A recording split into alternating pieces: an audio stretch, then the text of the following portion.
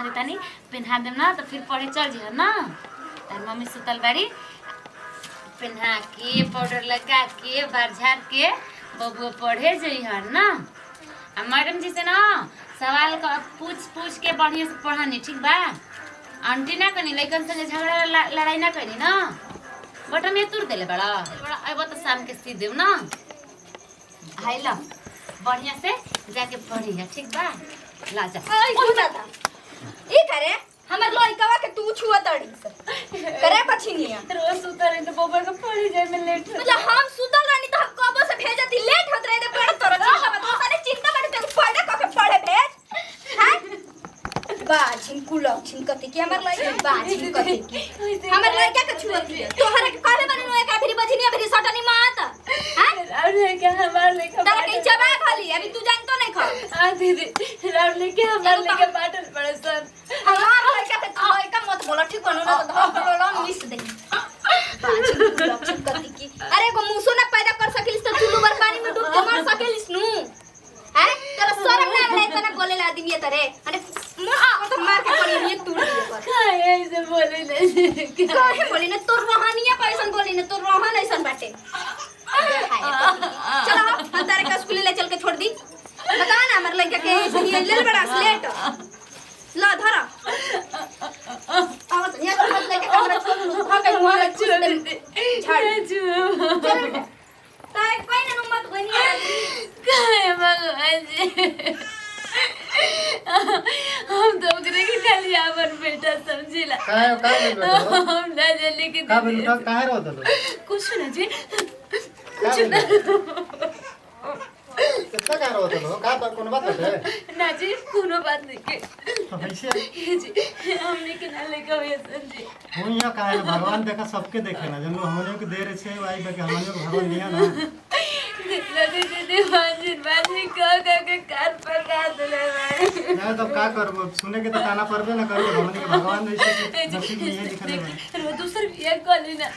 पागल हो तू यार कैसे तू बतिया तो हम तोरा के छोड़ के दूसरा बिया कैसे कर सके तो हमरे के मुंह आके दूसर बिया कॉली ये हमारा से ना भाई पागल होगा तो के मुआयो खातिर गेल बने हो हमने के देखा भगवान आज ना तो काल हमने जरूर दी हम भगवान पे भरोसा करें कोई आखिर दिया सब गांव घर टोला माला इतई नदी सब कोई ताना मारता यार ताना मारे वाला के हमारे देख के ना भगवान हमने की सुने तो सब कोई के बोली बंद हो जाए सब हम सब कर देले बना भाला देले कइले बना हमनियो के एक दिन वाला दिए बता देख कभी ना इतना हिम्मत ना तो जगह यार ना ना ना दूसरा शादी के बात मत कर ऐसा करो भगवान को हमनियो के एक ना एक दिन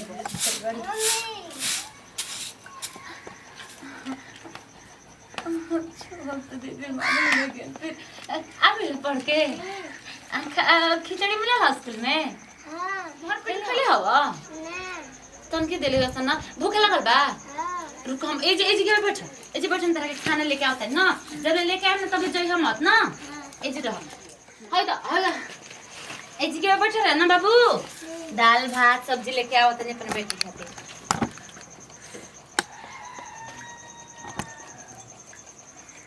बाबू ला आज अपना राजा बेटा के अपना हाथे से खियाए ना हो बाबू ना मम्मी पूछे ना तो कह दे कि चाची ना बोले ली हमरा से ना हां ला बाड़ा लइका के हमरा बड़ी में बुद्धि सिखा दो ओई जहर खिया दे इसका रे हैं बब्बा फेंक के नहीं किसनु खियावत लइका के हमरा भूख लग रे दीदी तोरा के भूख लागत तो तोरा दर्द होता तेरे हम करवा नहीं तो हमरा दर्द नहीं खाओ खाता अरे उठा बेटा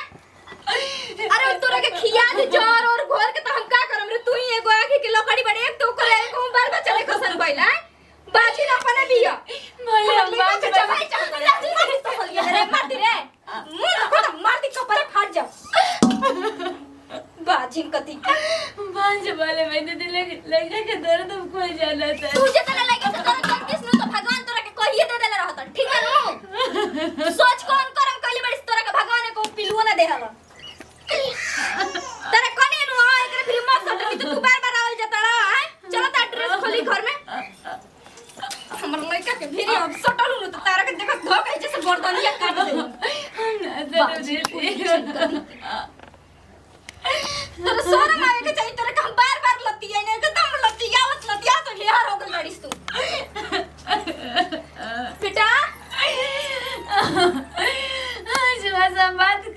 के रहा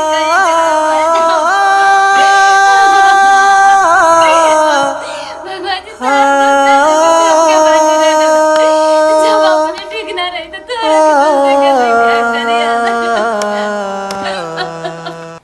लखा तू ओकरा हाथे काहे खाना खाई जाला हैं उजन तो त बाजी नहीं तरह के जर और घोर के पिया दिया खिया दी तो हम का करम बाबू अब बताओ तो नहीं तरह के बार-बार मना नु करी ना उ तो एकदम देखल ना चाहेले तारा के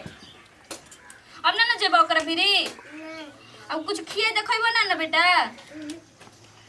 मत खइया ना आवा तनी ना खा माई के हा हेलो हाँ माई गोड़ लागत अरे हम ठीक बने सब के ठीक बा अरे अरे वो के ठीक बानी हां बाबू पानी अंकल बा अरे सुन कौन बात नहीं के हम रुको सब ठीक बटे जान रे हम से उठा ना अरे हम बाबू के प्यास लागल बा पानी पियो हां अब पीबा हां ठीक बटे माई ना हमरा खाता नहीं बाद में बतिया बढ़िया से खा आराम से ना हां अटकी ना तो पानी पी ले ठीक बा जला के रख देले बानी आ पानी पिया तनी अटक का ठीक बा आई हो बछिनिया फिर हमर लेके फिर ये पुलिस रे हां करे बाबू खाना अट करे पानी दे बाबा के खाना ठोकर है रे हमन विश्वास करी रे तू हमर लड़का के कदम तू देखल नहीं कि जात तू का चाहत रे तोरा जिने के कह दे चला के मार देना ना सबरे हां बाबू बता ना के कल का बताओ रे कल का बताओ रे का बताओ रे हां का बताओ रे कुछ नहीं के कहले दे हमर लड़का के तू फिर फोड़ गइल बड़ी ना रे बछिनिया पीछे पड़ गइल बड़ी बाबू के अट करे सच्ची कहत है पानी दे फोड़ कर तो हमरा के ना चिल्लाई दे मैं पानी पियाओ ई का करतर भाभी दीदी के ना बाबू के अट करे पानी दे देखी बाबू जी अपन मेहरा को समझा दी बछिनिया के बार-बार करे बने हमर लड़का मेरी सोटी जी हमर लड़का मेरी मत सोटी इहो तो एकरे लइका समान में हमरो लइका तो हर लइका में बात कैसे हो सबके लेके आउल रो सब पैदा कइले बनी जाके हम पैदा कइले बनी हमनी को भगवान दिए तो एकर मतलब इहे चाहिए दिए तो ही है ठीक बनू का पता लड़का के हमरा जोर कर दिया ताना मार के करता शरीर के की कर देलू यार तो कम से हम कम कइले बड़ बनी सोचे ना चाहिए ओकरा मुंह के हमर लड़का पता ना का अब बताओ कि पानी पिया डाला तो कौन गलती कर डाला है काहे करते जालो तुम बता कि जब तारा के ताना मारा तो रहले हमेशा वही तरह बाबू के खाना अट करे जी अटकर रे खाना में जब बैठल बनी लड़का हमरा हमनी से के ना तरह दस हो सके ना समझलू जौन तू जितना तू सोचलन काम अपना लिखा माना तनी तो हनी के नजर में नहीं केहू को देखी बाबू जी रउआ अपने सब समझ कर आई देखी बा हमारा नहीं का समझला के जरूरत अरे भाभी कम से कम तुम्हारा की सोचे कि चाहिए कि चलो हमनी के भगवान ने नहीं खा देले तो कम से कम लइका सामान माना सोची जा कौन करम कइले बनी रोज सब के भगवान नहीं खन देले हमारा के दे देले बाद तो देख के जरूरत रहती है बचनिया ई नहीं क्या करत भाभी तो हम लोग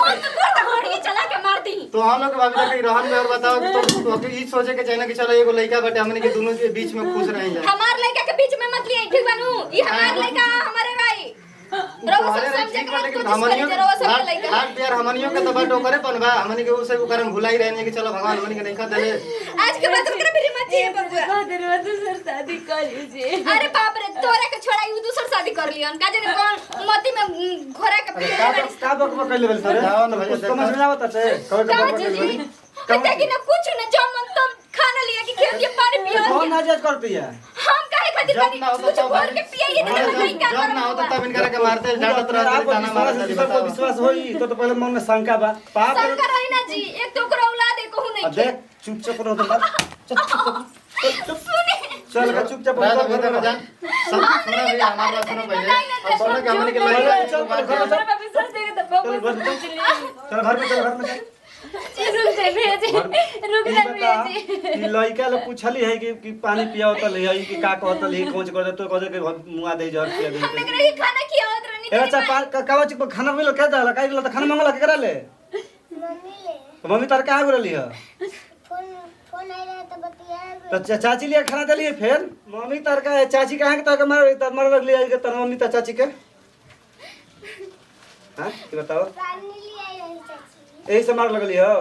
पहले का पूछ के ना कोनो काम कइले का पानी को नाजायज कर देली हो हमरा चलते दीदी के मत मारी हम ऐसे ही दुख नाजायज गलती तोहर के कर भाई त लइका बता कि पानी पिए ले चाची पियली तू फोने बतियाओ तलू ए लइका पानी बिना मर जी त कहबू कि तू हेमुआ देला काहे के मुंह दे लइया मतलब हम ना लिए रहती हमर कान ना रोए हम ना सुनत रहनी त काहे ना लिया के तू सुनो तलू खाली पतिया के तब पानी पिए में लेके आ त लइका पानी पिए छपड़ा त खाना खाता पहले लिया के चाची दे तो कोनो गलत कर दिया बताओ तो हमारा चलते घर में झगड़ा मत करी जा हम खुद ही घर के छोड़ के चलो चल चुपचाप तू घर में चलो जा चलो चलो कस के तू घर जा मिल जुल के है चलो एगो चलो घर में चलो चला जाए तो सुनो यार एगो हमर बात तो लोग के ओ जल कहतिया तो हम लोग के भगवान अपना ओकर बात पे बुरा मत बजे हम नहीं के हमनी के ना बुरा लागल भैया बताओ कि हमेशा करत रही कुछ हो तो हमनी के तो हमको ना माने जा हमनी के भगवान से ये करेगा कि तो सबके बराबर करिए भगवान के ऊपर का भगवान तो लोग दिया एक अति बेले रह जाता हम और उनका बात के बुरा मत चलो बोलिए ठीक ठीक है चलो नमस्कार प्रणाम हम मंजू मौर्य नमस्ते प्रणाम हम सरिता सिंह। देखिए ई वीडियो में जौन भी हमने के कइले बन जा बस एगो रील में कल में रियल में संकोबो ना करे चाहिए काहे से कि बाल बच्चा दियल भगवान के हाथ में होगला अगर इंसान के हाथ में रही तो कोई आज तक बांझिन धरती पर ना रही।